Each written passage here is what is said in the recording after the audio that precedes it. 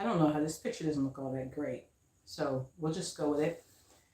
This is my package from the American Girl doll benefits sale. And so I had these plans about how I was going to do this, but I really I wanted to open the package as an unboxing, and I wanted to make a video about it. And I've had it for a couple hours now, and I'm getting a little impatient. So, all right, first of all, thanks for watching. And I have been making lives on my fiber videos, and I don't really know who's watching them. So if you're watching these videos and you're a fiber person, let me know if you like the lives. The lives are easier for me because I don't have to go through a whole lot of editing, and that shows too. But also, they're just like really quick and convenient. But at the same token, they're more complicated. And I don't know if the doll video people like the lives either, because I'm doing live on my phone. I can't really see comments, so that's kind of complicated. Okay, so let me tell you the story. If you're not familiar with the American Girl doll benefits sale, it's not run by American Girl. It's run by the Medicine's Children Museum in Wisconsin. And what happens is that American Girl donates, I don't know how many dolls, a couple hundred dolls, to the Children's Museum. And the museum auctions those off. And auction as far as anyone can basically come and first come, first serve, but there are set prices on the particular dolls. So when we say the American Girl doll benefits sale, really besides there being American Girl dolls, American Girl and Mattel really have nothing to do with it. So this happens once a year with these donated dolls. Some of the dolls are just overstock. Some of the dolls have been returned. And there's a couple other reasons why these dolls might be here. And pretty much you're taking a chance. There could be a defect, there could not be a defect.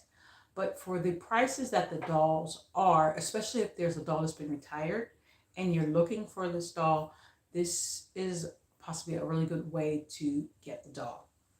Now, in the past, as far as I understand, the dolls were in the Wisconsin area. You had to register for a ticket. You had a time slot. During your time slot, you came into the warehouse and you got whatever you needed to get, and then you were checked out from there. That's my understanding is how that worked. And you had to pick up in Wisconsin. Over the last couple of years, mostly because of COVID, that has not been possible. So what they did was you registered, and I don't know if it was for registration or not. You got a time slot. You were online during your time slot. You bought what was available, and then you either picked up or in the last year they shipped it to you. So this year they had the sale. It was completely online and they offered shipping. Sounds like a great idea. Now, the way they did their shipping, because you have to remember these are all volunteers, they co-opted some volunteers from their local UPS store. This is a local branch. And those people came into the warehouse, they packed the goods, and they were responsible for shipping. So the MCM is what I'm going to call it, the Medicine's Children Museum, had these estimates as to how much it would cost to ship a doll. And they sent the estimate chart ahead of time. I saw the estimate chart before I saw the prices for the dolls. So the estimate for one doll in the zone where I'm in Ohio, was about $14. Not too bad. When I buy dolls off eBay, they're generally between $12 and $14, depending on where they're being shipped from, how small the person shipping makes the package to make the shipping more economical. When I've gotten dolls off of the Goodwill, the prices are like horrible. They send it FedEx and they just send it however, and sometimes shipping for dolls is $14 or $20, or it's just a lot. So you have to factor that in. So I factor that in. I'm going to pay $14 for shipping, plus or minus some kind of box fee or packing fee. Okay, so I was okay as long as it's under $20. and the doll I got was reasonable, I was going to go for it. So I went ahead and signed up. And when I got the price list for dolls, the Truly Me dolls were $55, and then there was historical, I think was 60, Girl of the Year, roughly, and then the Create Your Owns were 125. So I'm thinking $55 plus $20 shipping.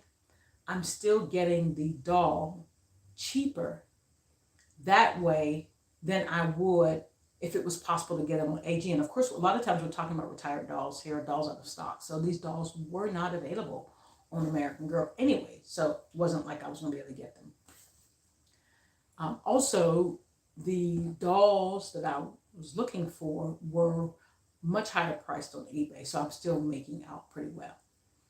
So on the day of the auction, I logged in. At the time they said to log in, which for me was 11 Eastern Standard Time. I was on there at 11. I was logging in. I saw the doll that I wanted. I put her in my shopping cart. Everything automatically loaded for me except for my credit card number. And I quickly punched that in and I hit send, and the doll was already gone. So I had a backup doll and I quickly typed him in. I saw him. I went straight and checked out, and I got him.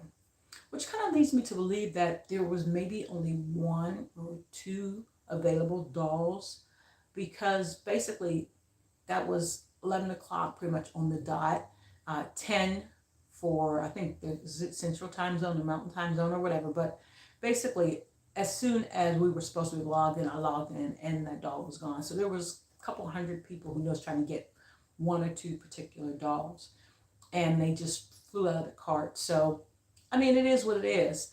I got to tell you, I didn't really enjoy that experience. It felt like I was being mugged, basically. It's like being trampled at Walmart for Black Friday, which is why I don't go to Walmart or any of those stores for Black Friday. You know, it's like people are reaching over top of you for these excellent deals. So I felt good that I was able to participate in the benefit sale, because it's like a check box on my list.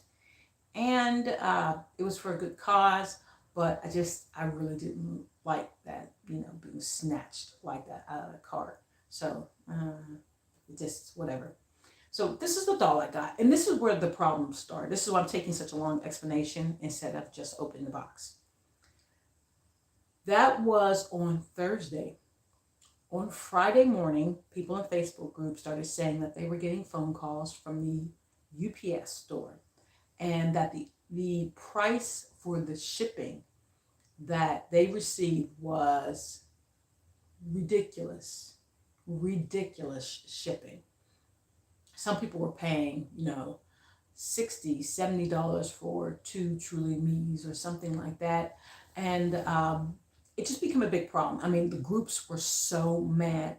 It had gotten to the point in some of the groups where they were saying that they were going to deny the charges from their credit cards so that they can fight these charges. And they were saying some not so nice things about the Children's Museum. And of course, they were blasting UPS. And they started making threats to the point where they had delayed the shipping. And then they received calls from the UPS employees from their personal phones. And people were saying that that was a scam, and they were reporting them to the Attorney General, Wisconsin. It just got really, really bad. I mean, it was really, really bad. So if I got a bad impression or like a not so happy feeling from the actual sale, by the time they got done in the Facebook groups, I was just like, it was just such a mess. It was a hot mess. And I got my call on Saturday afternoon. They were complaining about calls too, because they were saying, why can't we do this by email? I got a call, and I don't normally pick up my phone unless I recognize the area code.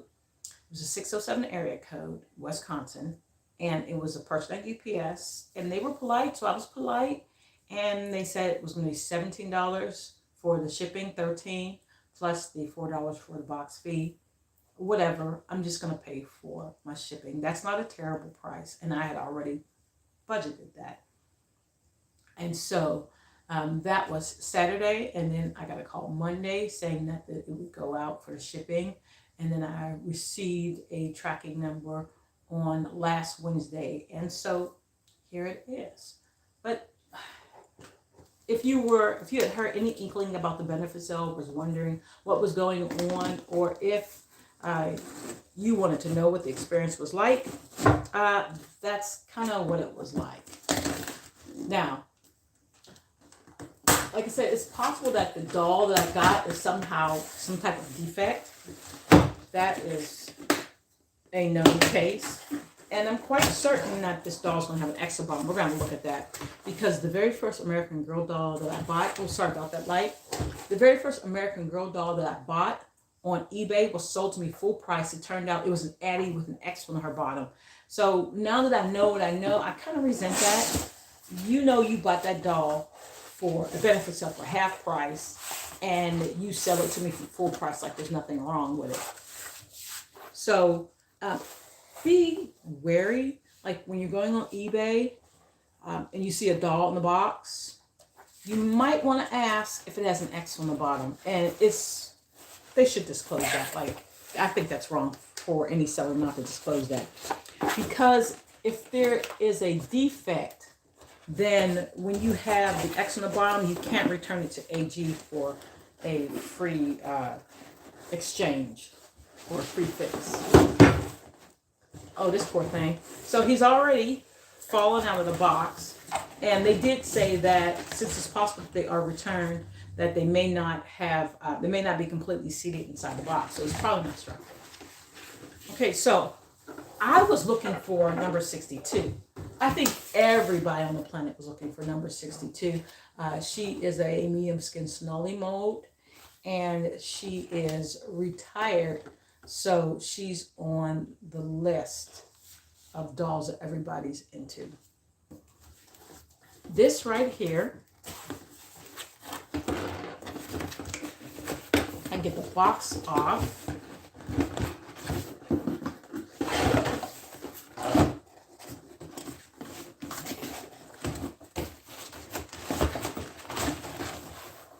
Okay, here we go. This guy is truly number 77. So I finally had that boy doll crossed off my list. And as far as I can tell, he's not completely seated in the box, but he's still strapped in really good. Let me see if, I'm not sure if that makes things better or worse. This house has a lot of windows.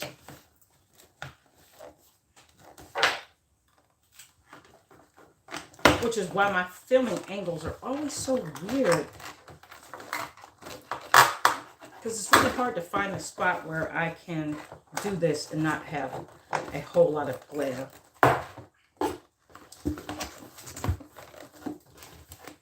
Get him out of here.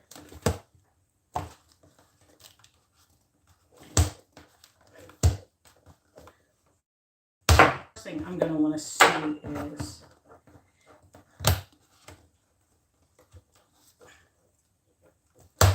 okay. And then the neck unhooks. Okay, so they did say that it's possible that they would come without the books, but he has his book, and it was said that they might come without their hairnet. So he doesn't have a hairnet on. And that's okay. He looks fine to me. As far as I can tell, he doesn't have any defects. And let's see if he has an X on his cute little tushy. Okay, so as far as I can see, there is no X on his bottom.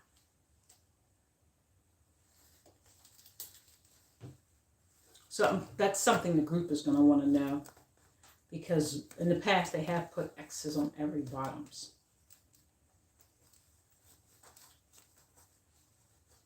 Okay, so basically that is it. I was like in a great rush to There we go. I was in a great rush to unbox him. And so now that he's unboxed and I've told my story, then I'm going to go and have lunch and a second cup of decaf coffee.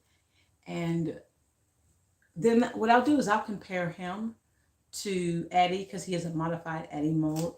And we can look at the difference in face shape, whatever the features that were changed to make him more boy-like, and skin tone. Thanks a lot. Have a great day.